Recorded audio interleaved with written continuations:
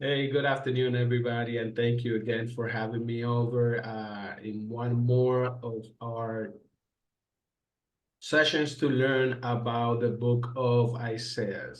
Today, we're going to be studying Isaiah 37. I am your host for today on this study, Abel Jimenez, and we are going to learn a little bit more about Jerusalem's journey through the book of Isaiah. Today's header is Jerusalem's deliverance foretold, meaning Jerusalem's, how would I put it, prophecy for Jerusalem. Turn to the Lord always, always, not just in good times, but in bad times as well. Before we go on into Isaiah 37, I want to just do a little quick recap from Isaiah 36, since it has been a little while since we actually have been in touch with the book of Isaiah. In Isaiah 36, we learned that the king of Assyria actually was threatening Jerusalem, and he has sent his messengers over to actually threaten Hezekiah, who is the king of Jerusalem of that time. In this chapter, we highlight that needs to be a reliance of the king of Jerusalem on God and not on everybody else. The chapter 36 deals with the questions of confidence from the people of Israel in God. And we know this because there's often times where throughout the chapter, the king has to remind the people not to engage, let's say, the people from Assyria. We also know that there is some hesitation from the people of Jerusalem also when it comes to protection of reliance in God to be delivered from this great evil that is upon them. We are introduced to Rab Shekhan. I mispronounce that every time, okay?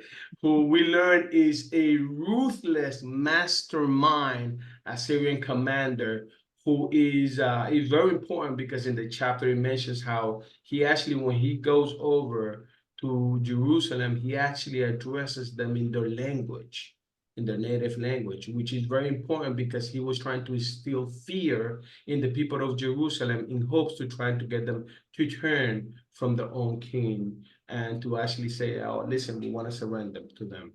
Okay, we learned that Hezekiah was fearful of this person to a great extent, and he actually told his people not to engage with this ruthless mastermind, meaning don't pay no mind, just be faithful and remain steadfast. The learning lessons that we closed on that chapter was to always trust God. We learned that the people of Israel up to this point have not been very trusting of God. And when good times come along, they turn from God and they go back to their own ways. We learned by this time that they look to Egypt, let's say, who are spiritually lower than them for, let's say, protection and allegiances instead of relying on the word of God for their protection. So to this point, we are reminded again that in one of the lessons that we close, Isaiah chapter 36, is to trust God always, which is a reoccurring theme throughout this chapter, throughout this entire book, I mean. We actually learned that it's important to seek counsel, but to seek the proper counsel. We learned that up to this point, Israel have not been seeking the proper counsel and oftentimes make allegiances that don't necessarily align with the things of God for the people of Israel. We actually learned we watch out for deception. We live in when we're doing this chapter, we spoke about the world that we live in. And the times that we're living in are very deceptive. We have so many distractions that take us away from the word of God and actually don't allow for God's holiness to manifest themselves in our lives. Don't forget God's deliverance and always, always pray. We actually learned that throughout the time of throughout the entire book of Isaiah, we learned that prayer is key in order for us to trust God, continue to grow in God, but to receive his message. It is actually fundamental for us to understand that Isaiah received the messages of God through prayer himself. That's why you will see this that is going to continue to come up as one of our learning lessons. So this leads us to Isaiah 37. And in Isaiah chapter 37, for those of us that have read, I know it has been a while since we have interacted with Isaiah 36, with the book of Isaiah. But for those of us that read it, I am going to mention a couple of themes that we already know. As we mentioned, Jerusalem is under threat of being overtaken. And in this case, we learned that Jerusalem, like Hezekiah actually asked for guidance from Isaiah. He actually is looking for the message of Isaiah. Up to this point, the people of Jerusalem have even turned away from the message of Isaiah. Isaiah has gone through being somebody that is well liked to somebody that is not being very liked, that always the people are telling, why are you always giving us bad news? To again, we see it from the king himself seeking from Isaiah's advice and Isaiah's wisdom when it comes to the message of God. Jerusalem continues to be over threat, continues to be in fear of a takeover from the Assyrian army. They are fighting in multiple fronts at this point. They are fighting multiple kings at one, but Jerusalem is very, very, very much in the forefront of the Assyrian army's mindset in order for takeover. We learned that Hezekiah, as I mentioned, turns to Isaiah for God's message. That leads you to believe that at that point, okay, when I was reading this chapter, it came to mind that Hezekiah had exhausted otherworldly thoughts that came to mind. In Brandon's message today, he actually mentioned about fear, about our fears, let's say, getting the best out of us, okay, and leading to failure.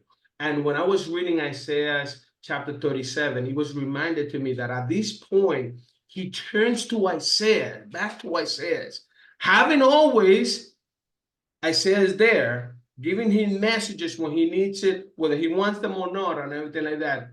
But he's not into a point where he is truly fearful that he actually turns to God. So when I was listening to this message, I was like, wow, it's interesting how this continues to be a very, very true thing, not only back then, but now as well. We continue to learn that Sennacherib, there you go, addresses Hezekiah directly via messages, letting them know that, listen, your God is leading you to a path that is not going to lead to victory, okay? You got to understand that we have defeated many other kings in a way of intimidating him and putting doubt in him and everything like that. That your God, and this is very important, pay attention for this, okay? Your God is a false God. What were the gods of this king, of that king, and so far, so on, when we took them over? Myself and my father before I, he actually tells him. So he sends a very strong message to Hezekiah. Okay, we know that finally, after all this happens, and even after he received the direct message from God through Isaiah, we learn that Hezekiah prays. Okay, and he says a very specific prayer to God, asking, deliverance, let's say, from the evildoers. And this is actually a point of humility, I believe, in this message. That is one of the recurring themes through this chapter. Okay, we learned that Isaiah sends a message back to Hezekiah. This is a second message. So in this one over here, in this chapter, we learned that when Hezekiah reaches out to Isaiah, he gives him a clear message of what God says is to happen. And he says something very specific that is going to happen to the Assyrian army and the Assyrian king himself. But we also learned that a second time, Isaiah sends a message to the king, even though it's not requested upon him. And in this message, the two are not connected, but in this message, unbeknown to Hezekiah, Isaiah receives the word from God that says, listen, I have heard your prayer. I have heard your prayer. And this is what is to come now that you have humbled yourself and come to me with your prayers.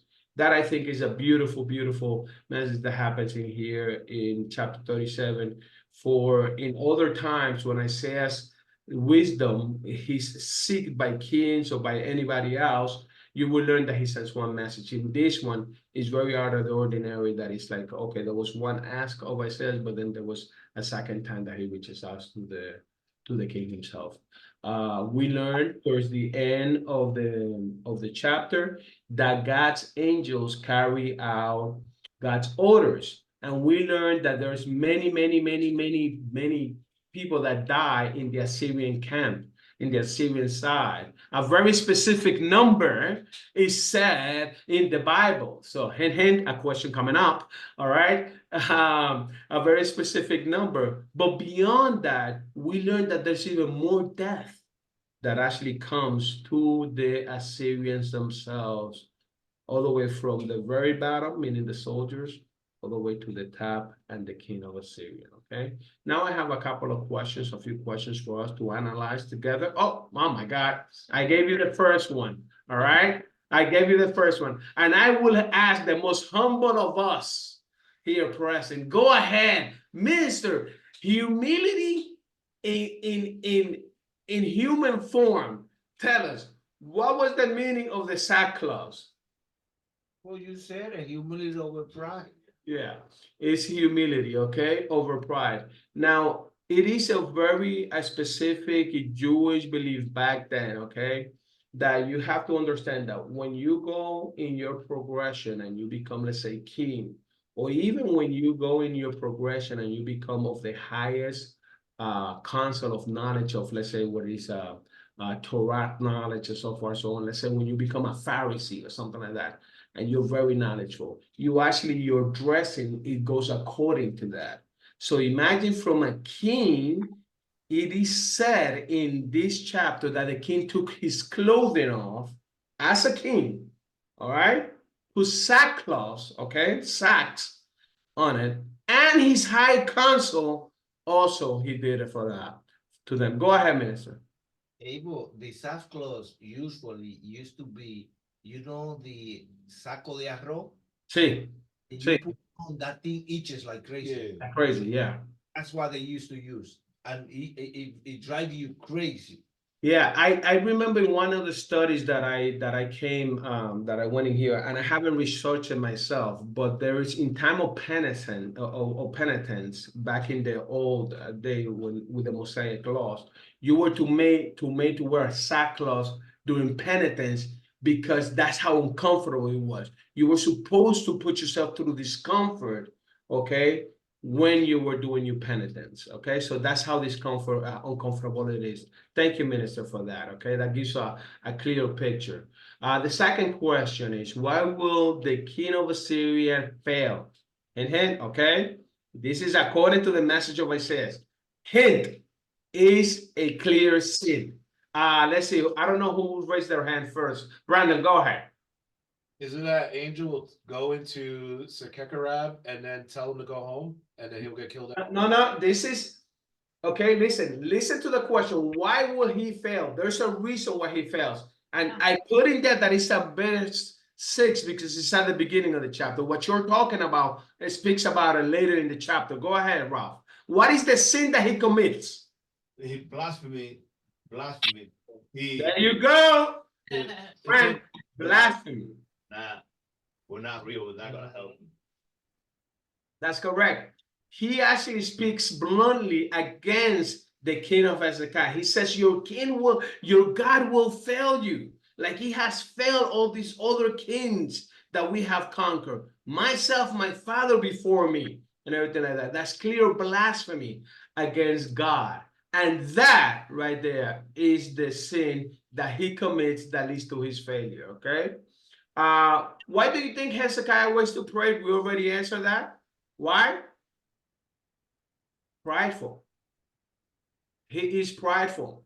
You got to understand that by this point, Hezekiah had tried to bargain with the Assyrians. He has tried to bribe them with like gold and silver and so far, so on. We learn from other chapters that he even analyzes his allegiance and everything like that. It's not up to this point that he actually changes his clothing and humbles himself to pray in front of God, that actually we learned that God answers to him. Therefore, his pride was getting the best of him. How many people died? Very specific question. Go ahead, Renee. 180,000 people. Correct. Very good. 185. Did he say 180 or 185? 180, I say 180. I thought it was 180 also. Oh, maybe I was wrong. Maybe I'm wrong. Maybe I mistyped that. Okay. Right. Diana's checking for me. Okay. All right. Real quick. She will keep me honest. But it's over. It's over No, 100. it says 185,000. 185,000. I believe is what the text say. But Verse it's 36. let me just tell you, it's verse 36. Thank you, Diana. Let me just tell you, guys, the reason why this is important. Can you tell me, Hannah, beautiful? You look so radiant, honey. So radiant. God bless you, sweetie. Hannah, what do you think is the significance of highlighting that 185,000 people died? Think of the times. I mean, that's a lot of people for the place that they're in. Exactly. How big is, That's Syria. yeah, like what's So- the population? By this time, the Assyrians have conquered. I don't have an exact figure, maybe if the minister knows, but the Assyrians have conquered in there. By this time, I believe it's over, off the top of my head, I know that they have conquered over like 13 kingdoms by this time. So they're huge, but you got to think of the times. Right now, if there is a conflict with 185,000 people, and we have over 7 billion people, the population, 185,000 died, we go like, wow, that's a lot of people that died. We are devastated, okay? Any nation will be devastated. Imagine back then when the people, the population of the world was so much less. Okay, 185,000 people is an astronomical amount by the numbers of the time. What happens to Sennacherib? Sennacherib at the end? Go ahead. Let's see. Oh man, geez, they're fighting. Go ahead, Tio Rene. Yeah, he was killed at the temple of his God by his two sons. Very good. His two sons killed him with a sword. Now, Ralph, this one is for you. Where was this written about? Verse 36. Well, no, not verse 36. Actually, it was verse 7. When Isaiah sends his message to Hezekiah, he says, this is what God says, okay? I will make these people want to go back to Assyria. And I will specifically, he says that I will have him die by the sword. He tells them very clearly in verse 7 that this is what's going to happen. They're going to want to go back to Assyria. At this point, after the 185,000 die, they pick up and leave, go back to Assyria. And then after that, he dies, and he dies by the sword of his two sons. Okay, very important, because the prophecy actually came through 100% on this one. Maybe why is it not going? Okay. My takeaways, I just have 3 takeaways. I'm going to go rather quickly on this. Okay, it's always to be humble. Okay, as we mentioned, don't let pride get over you. Don't let the things that Brandon was actually, let's say, speaking about get the best out of you. Okay, don't let the fear of others' approval get the best out of you nowadays. Okay, be humble, not only in front of God, but in front of others. And this is important because it's like, it's not about you putting a sackcloth so then you can go pray to God, okay? You have to make sure that you show humility to others, because that's when God is really looking at you. It's not necessarily when you come to him and pray. Yes, he's going to take notice of that, but it's also on the actions that you do in front of others. So in this chapter, I'm very glad when Hezekiah, not only did he put the sackcloth, he put it on his highest trusted people as well. Okay, saying we all have to be humble and go back to our roots. You got to pray always. Always pray. As I mentioned to you guys throughout this entire book, Isaiah's continuous dialogue with God is through prayer. Okay, so praying always is the key. The worst thing that can happen is that you're going to get an answer that you might not want, but it still is going to be an answer. God will always answer. You just got to make sure that you listen Always. Don't wait until, let's say, things get bad. Pray in the bad, but also pray in the good. When you're in your high spirits, make sure you say a prayer of thank you to God. And remember that God always keeps his promises. In this chapter, we're introduced to a revelation through a prophecy that comes to fruition 100%. Many are going to die. They're going to leave back to Assyria. The Assyrians are going to die by the sword, even the Assyrian army. As I mentioned at the beginning, in this chapter, we highlighted how God's prophecy becomes true not only for the smallest of Assyrians, meaning the army that died, but also to the highest, the king who is killed by his own kids through the sword. God always keeps his promises. Please keep that in mind, okay? I hope that this was helpful for you guys. Thank you again for your time. If you have any questions, comments, or concerns, you can let me know.